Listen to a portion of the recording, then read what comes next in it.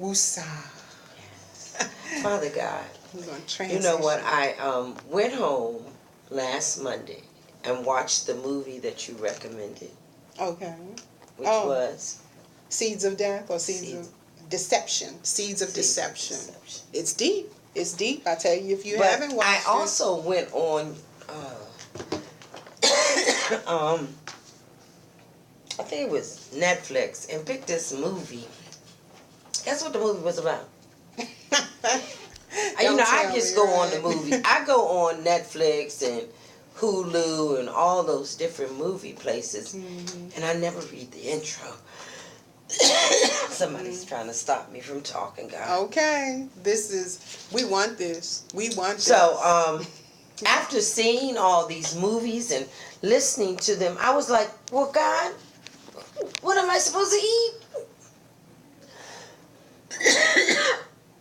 Where am I supposed to go to eat? I like to go out to eat. What grocery store do I go to buy my food? I have to be, for me, organic, GMOs, and gluten-free. I went online to find out companies that make food that are gluten-free, GMOs. That's it. And organic. Because most of the time, if it's GMO and it's gluten-free, then it's organic. No, not GMO. If it's not GMO. Yeah, if it's not GMO. Okay, yeah. All right. Non-GMO. That's why my problem. There are a lot of companies. There are 365 companies that make safe food. All right, watch out now. 365 companies that produce safe food. Not a lot of them will you see on the East Coast, because we have not caught up with the West Coast as far as eating, as far as spirituality, as far as anything. Everybody starts in the West with their products, but there are a few. Like, did you know that I marked them? It's only about 6 in this area that I have seen thus far. But some of them are quite popular. Okay. Some of them are very popular, like baby foods, Brad's. Brad's, who makes Brad vinegar and Brad liquids, they now make food that's safe. I know they had a baby food line. Because I used to get it out of Sam's when my babies were babies. They even have crackers, chips, and onion rings for junk eaters. Which, I mean, it's safe. You know, because you have to worry about, or me, let me say, I'm not saying you, I have to be concerned, not only if it's organic, not only if it's gluten-free, but I must know that it's non-GMOs. GMO. I got to know that these are not seeds, stuff grown from altered seeds. Because when I went online, since they've had these products and these seeds, we have had more allergies. People are, I met a lady the other day, she said she was allergic to everything. Yes. It's the GMO. I heard somebody else tell me that she had arthritis that was so bad, and that when she picks up the phone, the telephone, the remote, it burns her. It's the GMOs. So, you know, you see your we have another skin. caller? Oh, okay. We had lost you, Dr. Kent. The skin, eczema, all that stuff. Since they have, and see, the funny thing is that we don't realize the chain, food chain. I taught science. So now, think of this. If the soil is infected, the grass grows there. The cow eats the grass, and we eat the cow. Yep. And we drink their milk. Another thing. You have to realize we're at the top of the food chain. So anything below us, and if they're not eating properly, we getting all that stuff. Yes. You got a child that got hay fever. Please. It's the GMOs. Protect your people, your family. So that's why we stress, if you don't wish to become a vegetarian or vegan, then at least find out if your stock is grass-fed, and make sure that the farm, or at least try to find out the farm that they're getting the stock from, that they are. Well, I also wanted to share too, because I heard you say something about vegan, and even being a vegan, you have digestive issues, and it's something called the mucoid plaque that hides into the gastrointestinal system, and it stays there, and you still have issues with your digestive system, and it has to be removed. Even being a vegan, because even with this, I think I had gotten this from Decor, and he was showing how even on the YouTube, somebody was a 30-year vegan, and they kept having issues with their digestive system. Their stomach was always bloated, and not eliminating properly. So you have to have a good probiotic. Yeah, it's not just about what you can classify yourself as anything. If the food you're eating is not regimented properly, you're going to have the same issues as everybody else. It does not matter. But, it's funny because Dr. Baruch had his daughter in here one afternoon, and she's been raised a vegan, but he said to her, he said, we still eat junk food. They still eat junk food. And he was trying to get her to share how she felt isolated, if she felt isolated or different by being a vegan in junior high or high school as a child. And she said no, because she fit right in with everybody else. I mean, because if they buy certain things, she can still buy, and eat certain things, but it's just they don't eat things that eat other things.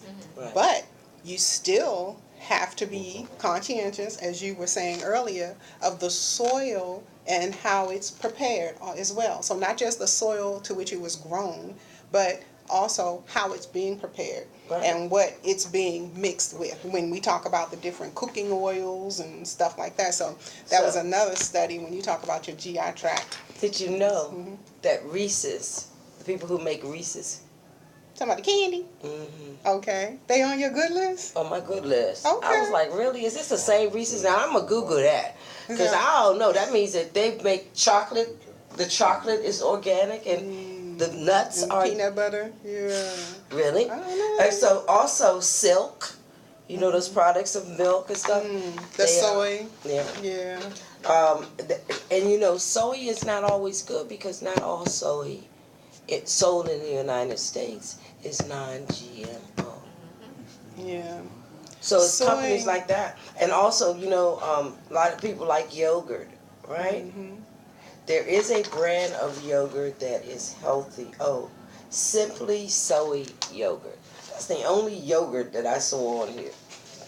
But you have to be careful with the soy again, because when you think about it, is soy naturally made or is it man-made? Actually, the bean itself that's organic, it is. The bean itself is organic, but to produce it the way that we do, what does it go through to be that milk product? Even some of the tofu. That's why I'm talking about now. First off, they got to start out with a natural product.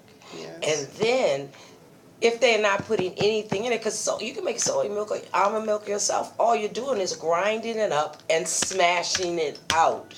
That's all it takes. Because that liquid will start coming out of it, just like the coconut. Right. It's just, that's the way you do. You grind it up in a grinding machine, like a coffee machine. You put it in cheesecloth. You roll it until all the milk comes out. Or you smash it with a one of those mortaring spoons. It is so simple. Now the problem, like you said, is in these factories. What's going on in those factories too have a lot to do with it. But there are West Soy. Their products are GMO free.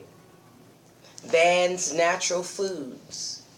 most of these products, a lot of these products you will see in the gluten-free section of the grocery store. They don't have they might even have a vegan section. Ben and Jerry's. Ice cream? Yes.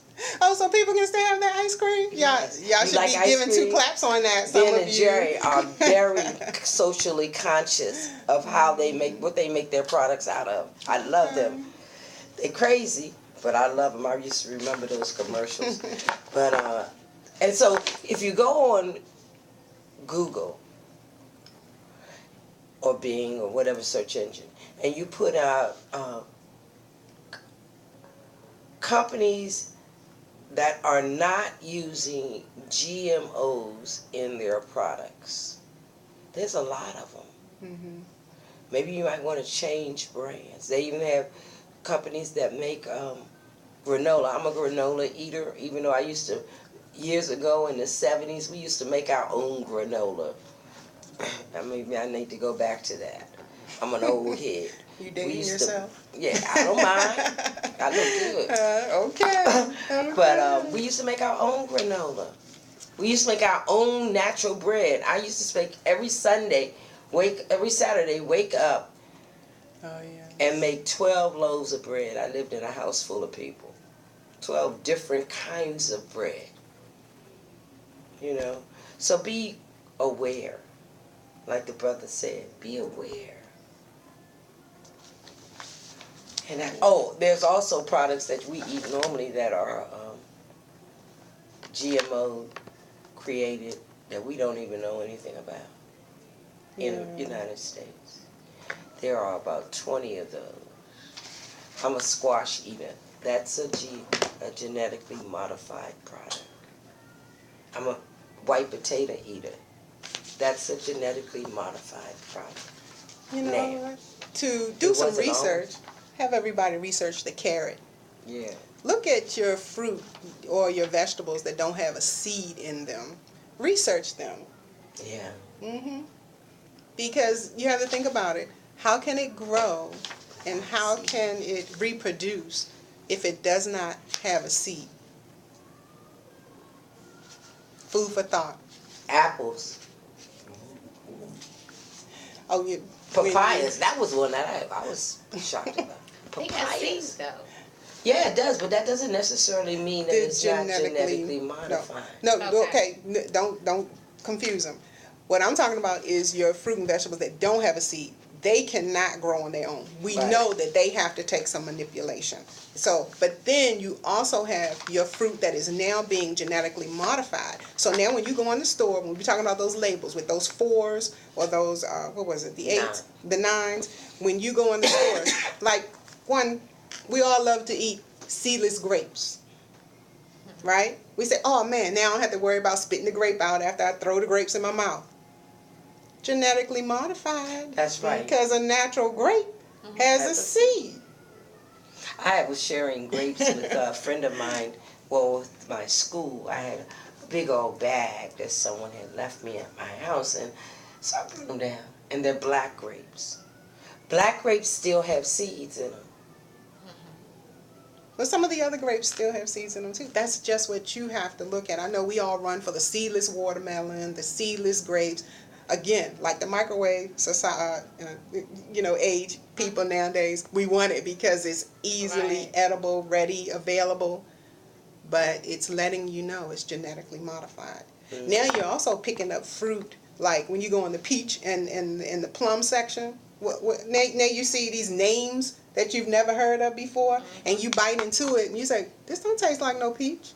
It don't taste like no plum either. Because now you got your hybrid. Now, you do have some naturally hybrid items because we know that as pollination takes place, the pollen is going to spread the seeds, and that's just through nature, through the wind blowing over the crops. But you still have those things that are being hybrid, as in 2 different types of fruit and animals, believe it or not, being forced together. Mm-hmm. And they've been doing this for years. This is not something new. Yes, it is.